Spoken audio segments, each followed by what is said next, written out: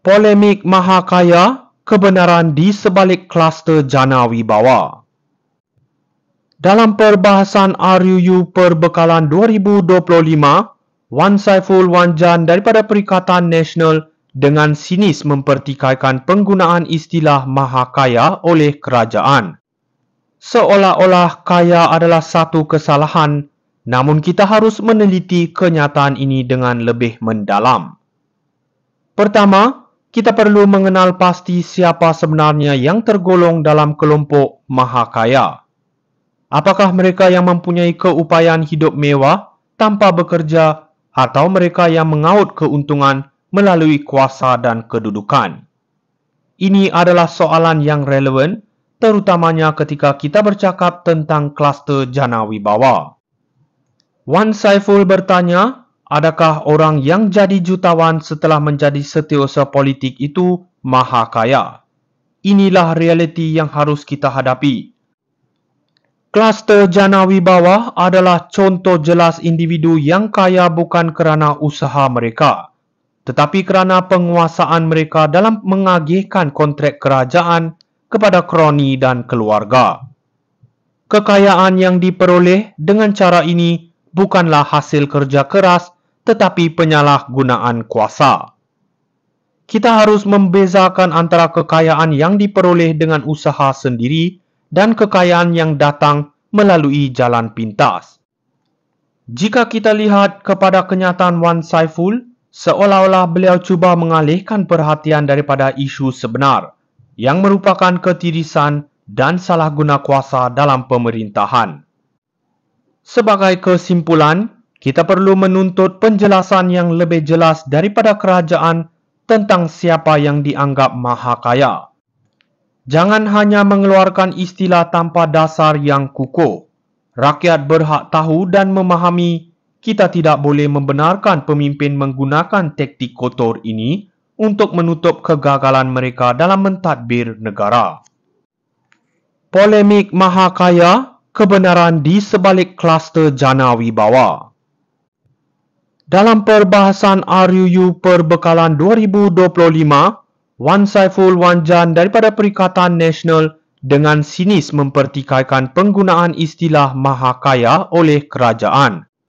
Seolah-olah kaya adalah satu kesalahan, namun kita harus meneliti kenyataan ini dengan lebih mendalam.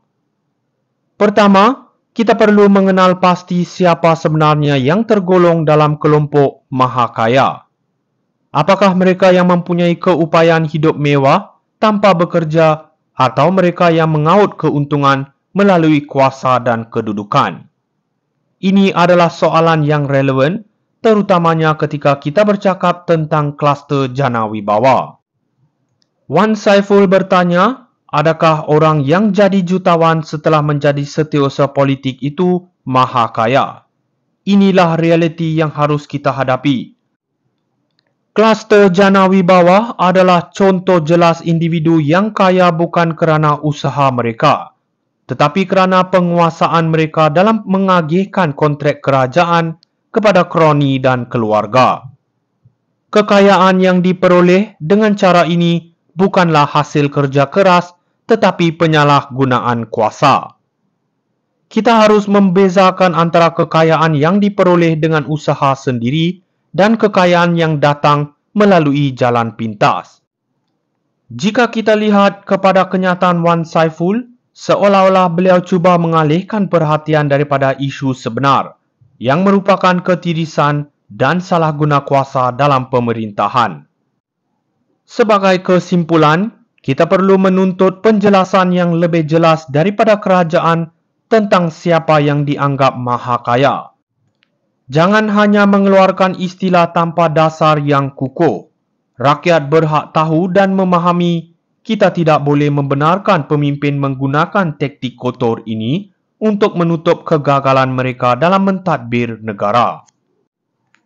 Polemik mahakaya, kebenaran di sebalik kluster Jana Wibawa.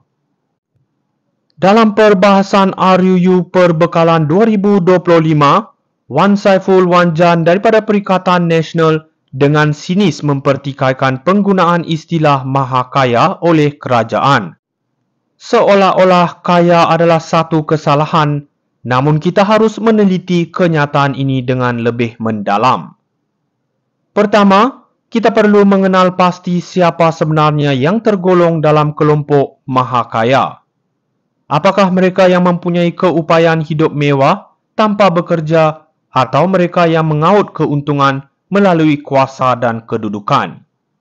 Ini adalah soalan yang relevan, terutamanya ketika kita bercakap tentang kluster jana wibawa. Wan Saiful bertanya, adakah orang yang jadi jutawan setelah menjadi setiausaha politik itu maha kaya? Inilah realiti yang harus kita hadapi. Kluster jana wibawa adalah contoh jelas individu yang kaya bukan kerana usaha mereka, tetapi kerana penguasaan mereka dalam mengagihkan kontrak kerajaan kepada kroni dan keluarga.